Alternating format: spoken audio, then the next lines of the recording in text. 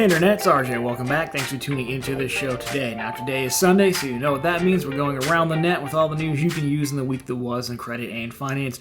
So on the docket for today, we have a bunch of quick hit stories. We have some brand retirements from Bank of America and American Express. We have that lounge-esque type thing in Austin from Chase opening up, so we have some press pictures of that. And Citi has a brand new travel portal of sorts that we're going to take a look at and talk about, plus how it could tie to their potential new cards coming down the line. So of course, if that sounds interesting to you, then go ahead, press the subscribe button, and let's get to work. Now we start batting leadoff here with a card that I actually just must admit, for a cashback person, I didn't know existed. The Bank of America Better Balance cards are actually being retired. So I'll put it on screen for you if you, like me, you had to search for a picture of it. And now, Bank of America was sending out a letter to cardholders saying, this was they were going to retire these cards and basically convert them over to the unlimited cash card, which is the gray 1.5% card.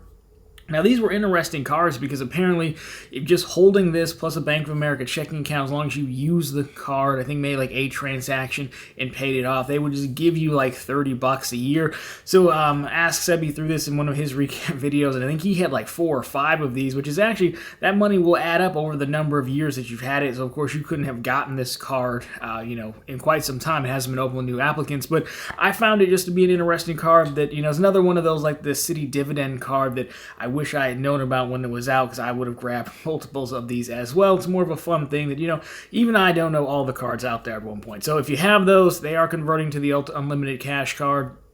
It could be worth picking up the unlimited cash card if you want to lock in a bonus on it. Again, it's only like $200, but $200 is better than nothing. In the past, Citi's actually, or Bank of America, has actually force changed cards and then offered product change bonuses for them. I don't think that's happening this time, but oh well, it can't be nice all the time, I guess. So there is that, a card we would have wished we would have had. So moving on to other brands being retired is American Express and Kabbage. Now, again, if you remember, American Express bought part of Kabbage, right? Kabbage was a different company, and they had ran into issues with the loan repayment system for Paycheck Protection Program loans. But by that time, Amex had already taken the part that they had wanted from the company, and then the Kabbage, the part that they left over, was the one going under.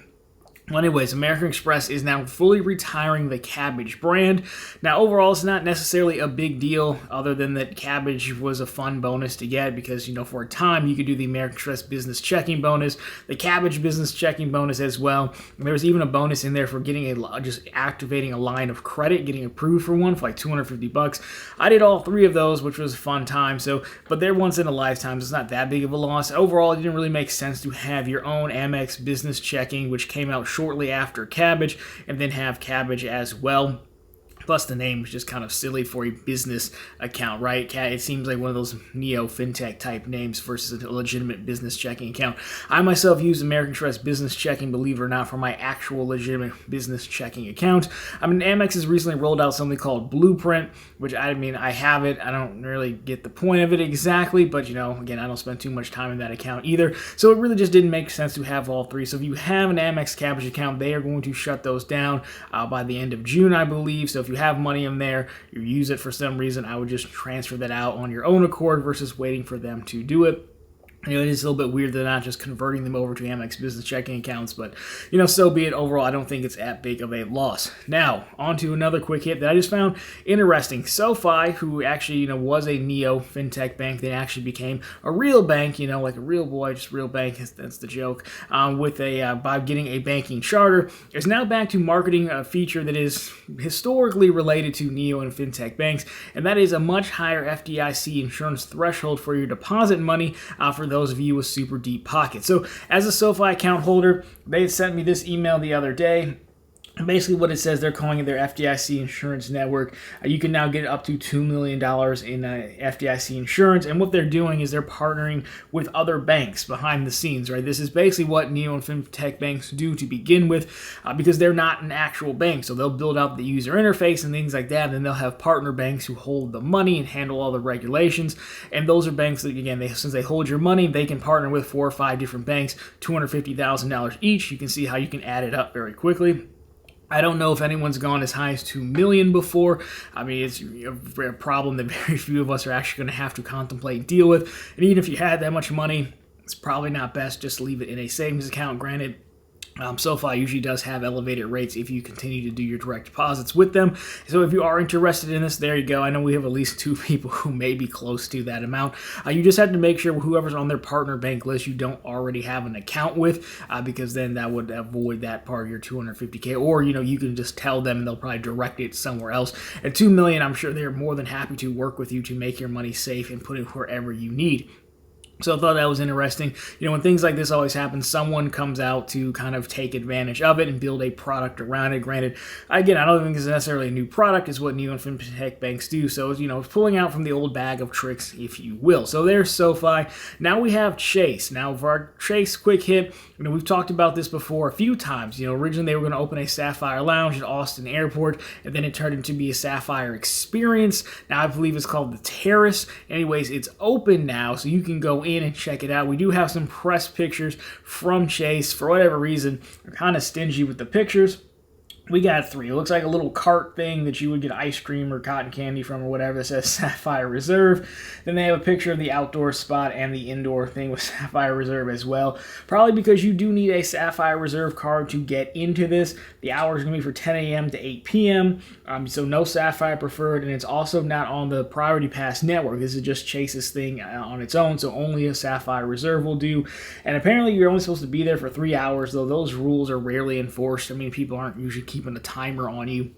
I would say 3 hours is usually more than enough. So overall, there is that. I've always wondered if these companies are going to put such effort into these lounge networks or experience networks, why they don't have like a press or media day. And I'm not even talking about inviting me out. You get 1 mile at a time. TPG sometimes comes out and takes pictures. Some of the big guys, right, and just do full video tours of these places. I'm not sure why they don't do that. When Samsung and Google and Apple all have events, they bring people in. There's even the auto show of sorts. GM has started to do that a little bit when they have the new hybrid Corvette coming out, inviting people out to take a look.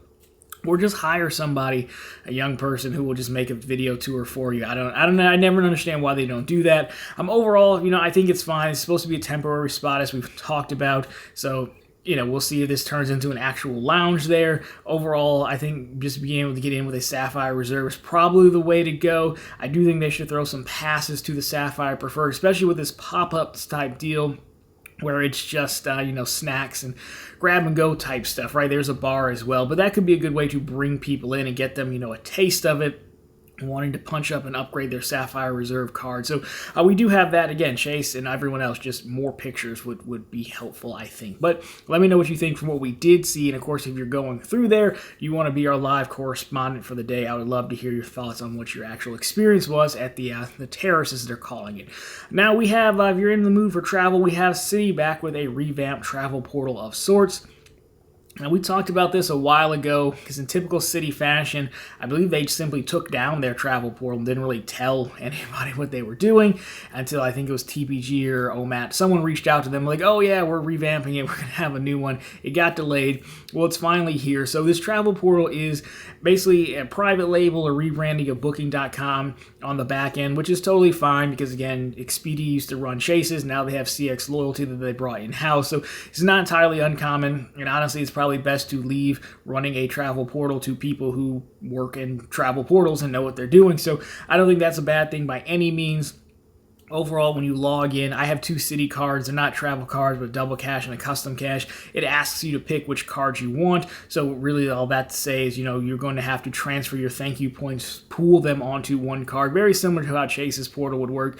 If you want to book travel and use points, you generally move all your points to your preferred or your reserve, your ink preferred, and then go through it like that. Otherwise, your points will still be separated out. Now, of course, you can book a number of things, flights, hotels. They had an experience section there as well. I didn't book anything. It looks fine, looks easy to use. I don't have anything bad to say about it. Honestly, the real tell of these portals is what kind of valuations are you going to get on the points and how the booking is going to go, even when they're booking in cash compared to just booking directly with the airline or hotel or whoever it is.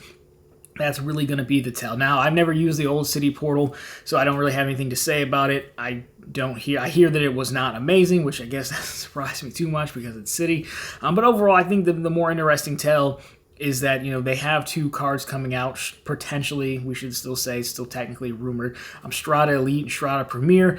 I would say, why invest in a new travel portal partnership if you're not going to at least have some kind of tie-in with these new upcoming cards? Now we've seen, I don't think Chase gets knocked enough for it, but the Sapphire cards, they get, elevated offers or bookings, but you have to go through the portal, and they're trying to push for that vertical integration. I could see Citi doing something like that. Maybe moving these hotel credits, so you have to, use them through the portal. I think you actually might have to, or, their multipliers would be higher when booking through the portal. I could see them doing something like that, especially, since with the old Prestige, they ended up trying to cap that 4th night instead of making it unlimited. So help funneling some of that back through the portal probably help them out. So I think that will be the next big tells. How do they tie this in? Could there be a potential thank you points boost if you book through the portal? That would be nice. I don't think it needs to be 1.5, even 1.25 would be fine, and just give it a little edge, a little reason to use their portal over something else, or make it more of a trifecta. But of course, let me know your thoughts if you use the old Citi portal versus the new one, and what you'd hope they would tie into these potential new Citi cards. And we hope to see eventually by spring or summertime. That's generally when we see newer stuff, especially in the travel space. So we'll keep an eye out for that as always. Anyways, guys, that has been the news for this week. So, of course, if you liked it, drop me a thumbs up down below. If you found it particularly interesting, consider subscribing to the channel because, of course, we're posting content just like this every week, the news on Sundays, but for the next 2 weeks, we have a credit card tournament going on right here on the main channel every Tuesday. So we will be moving to the Final Four and then the championship round very soon. So definitely get subscribed for that so you can help us crown a winner for this year's Credit Card Madness tournament. I'll put the whole playlist where we're at down below for you in case you want to get caught up. But again, it's decided for the viewer at home, so we would love to have you. Of course, let me know what else you've seen going on in the news as well, what you think about these stories. And again, we're always looking for live correspondence since I don't like to go outside. So if you pass through the Chase Lounge, any of these other lounges, we would love to hear from you. Anyways, guys, that's going to do it for this one. As always, thank you so much for watching. I'll talk to you very soon in the next one.